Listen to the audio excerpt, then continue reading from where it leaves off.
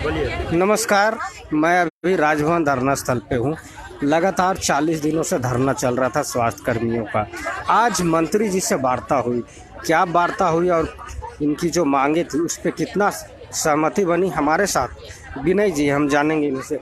विनय जी, आज मंत्री जी से वार्ता हुई, क्या वार्ता हुई? माननीय स्वास्थ्य मंत्री जी की अध्यक्षता में अभियान निदेशक और भी उनके अन्य पदाधिकारी के साथ हमारे संत प्रतिनिधि के साथ वार्ता हुआ। वार्ता में जो हमारा मांग था 2014 नियमावली के तर्ज पर, तो उन्होंने विधि से राय मशवरा किया, तो उस पर तो केस चल रहा है, इसलिए बोले कि ये संभव नहीं है। मतलब 2014 नियमावली बनाना संभव दोबारा नहीं है। अब एक नियमावली 2018 बना था, उसमें संशोधन से बात हुआ। उसमें यही बात थी, जो अभी सीट है 2011 का है, उसको हम 2023 तक मतलब 3 सदस्यीय कमेटी बनाएंगे और 3 माह में वो मतलब पद सृजित करने का काम करेंगे। और जो सीट जो है, जो सीट आएगा उसमें 50% अनुबंध कर्मी के लिए रिजर्व किया जाएगा। विनय जी, एक जो कोर्ट का मामला बोले, तो कोर्ट में क्या आप लोग गए थे? नहीं, हम लोग तो नहीं जैसे कि कुछ साथी गए हुए थे। तो उसका क्या अभी तक कोई डिसीजन नहीं आया? नहीं डिसीजन आया है। तो वो एक तरह से आपको रुकावट डाल दिया जी। तो क्या आगे क्या अभी वही जो 18 नियमावली बना है, उसी में हम लोग तो सीट के लिए 50% देने पर सहमति बना है कि आपके लिए 50% के लिए अपना विभाग या मतलब स्वतंत्र एजेंसी के द्वारा सीमित परीक्षा ले लिया जाएगा और 50% सीट पर ओपन बहाली होगा, जिसमें हमारे अनुबंध कर्मी भी जो हड़ताल रखते हैं वो उसमें अप्लाई कर सकते हैं। जहाँ तक बातें आई कि परीक्षा लेने की, आपको जिस समय रखा गया था उसमें क्या कोई लिखित परीक्षा लिया गया था? तो फिर परीक्षा की बातें कहाँ से आती है? लेकिन बोले नियमावली है, नियम में जो है एग्जाम आएगा ही मतलब। तो कितना आप संतुष्ट हुए? संतुष्ट तो क्या बोल सकते हैं, लेकिन अगर नहीं कुछ है तो ज़्यादा में कुछ ना कुछ ये भी बोले हैं कि जितना ज़्यादा बेहतर हो सके आपसे हम ध्यान रखेंगे। तो माननीय मंत्री जी पर डिपेंड करता है तो कितना ख्याल रखते हैं। परिचय दे दीजिए। विनय कुमार सिंह, प्रदेश अध्यक्ष। और भी साथी हैं, हम जानना चाहेंगे, क्या कहेंगे इस निर्णय को? देखिए, इस निर्णय को तो पूर्ण रूपेण नहीं बोल सकते हैं, लेकिन निश्चित तौर पे ये सकारात्मक पहल हो गई। इसलिए मैं कह सकता हूँ कि जैसे कि 2014 में आर्चर्स का जो हुआ था तो एक टाइम के लिए गया था, लेकिन इसमें है कि आपको ये बदता ख़त्म हो गई है।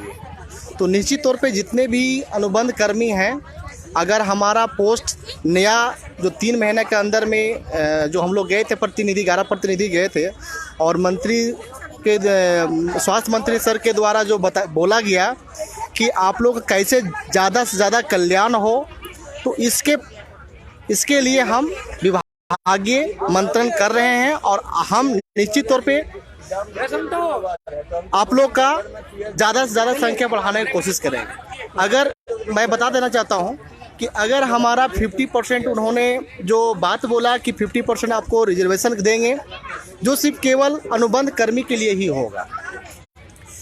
और रहा बात सीट का, तो नया जो सीट क्रिएशन जो हो रही है, तो संख्या अभी 2011 के गणना के अनुसार हुआ था। आज अगर 2023 के अनुसार अगर करते तो निश्चित तौर पे सीट भी आपकी बढ़ेगी, और जब बढ़ेगी तो निश्चित तौर पे आप लोग की संख्या भी उसमें ज़्यादा से ज़्यादा समायोजन हो सकता है। तो हम तो इससे कहेंगे कि इसमें सभी को कल्याण होगा, एक बार के लिए नहीं है। जब तक अनुबंध जितने भी हैं ये समायोजित नहीं हो जाते हैं, तब तक ये प्रोसेस प्रत्येक साल चलता रहेगा। एक बात का है कि 50% राज्य में कितनी सीट हैं? देखिए, अभी अगर हम 2011 के अनुसार अगर सीट की बात करें तो सभी का अलग अलग है। जैसे 2800 पोस्ट एएनएम का है, आपका लैब टेक्नीशियन का है 576 सीट है, ठीक ना। और इस तरह से एक्सरे का है, जीएनएम का है, सभी का डाटा है। लेकिन इसमें निश्चित तौर पे अगर बढ़ता है तो जितने भी हमारा अपग्रेड अभी नहीं हुए हैं, जैसे पीएससी हो गया, सीएससी हो गया, मेडिकल कॉलेज हो गया, तो बहालियां तो अभी तो हुई नहीं है और ना ही तो उसका सीट सेंक्शन भी हुआ है। तो अगर विभाग 3 महीना के अंदर में सीट सेंक्शन करता है और उसके बाद हमारा 50% देता है तो निश्चित तौर पे सबका कल्याण होगा। और अगर इन केस अगर किसी कारण से अगर छूट जाते हैं जो व्यक्ति, तो नेक्स्ट बार में भी मतलब इस साल 22-23 का जो होगा, 23-24 का जो वैकेंसी होगा, तो उसमें लगभग की संख्या उसमें समायोजन हो जाएगा। जैसे मैं एएनएम का भी बात करूँ तो अभी कितने कार्यरत हैं? अभी जो कागजात है तो अगर बात करें तो एग्जैक्ट तो डाटा नहीं पता, लेकिन 4600-5600 के अप्रोक्स में है। और पद सीजन तो मैं बता रहा हूँ ना कि 2800 है। लेकिन नया जो आपका ये तो पुराना 2011 की है, अगर नया 2023 का अगर इसमें पेड सेशन के अनुसार किया जाएगा तो लगभग इसमें समायोजन होगा। क्योंकि नवीन कुमार रंजन, झारखंड नव मंदिर पारा चिकित्सा कर्मी संघ। तो नवीन जी से बात की, हम और भी जानना चाहेंगे, महिला साथी हैं इनसे भी जानने चाहेंगे। और आज आप लोग की वार्ता हुई, कितना सकारात्मक वार्ता? देखिए, सकारात्मक तो हुआ है, हर बिंदु पर चर्चा की गई, वार्ता सकारात्मक ही हुई है। उन्होंने, हमारे स्वास्थ्य मंत्री ने कहा है कि 3 महीनों के अंदर मैं पद सृजित करके 50% आरक्षण देते हुए नियुक्ति करूंगा। उन्होंने ये भी कहा कि मैं विभागीय या एजेंसी के द्वारा आपकी नियुक्ति करवाऊंगा। और इसके बाद उन्होंने हमारे जो 41 दिन का जो मानदेय है उसमें भी स्वीकृति की मुहर लगा दी कि वो भी भुगतान किया जाएगा। हम पे जो कानूनी कार्रवाई हुई थी उसे भी वापस लेने की मतलब बात की गई।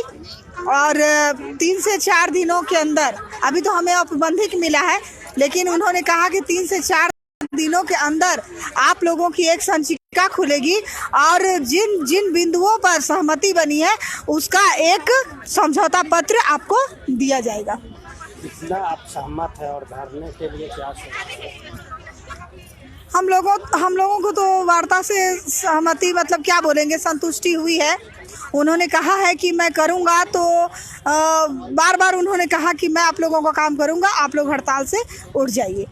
तो हम लोगों ने भी सोचा कि चलो बड़े बुजुर्गों की बात भी माननी चाहिए, उनका सम्मान करते हुए और जनहित के कल्याण को देखते हुए हमने ये निर्णय लिया है कि इस हड़ताल से हम वापस जाएंगे और पुनः अपने कर्तव्यों में लग जाएंगे, ताकि जनता को जो हमारी ज़रूरत है वो पूरी हो सके।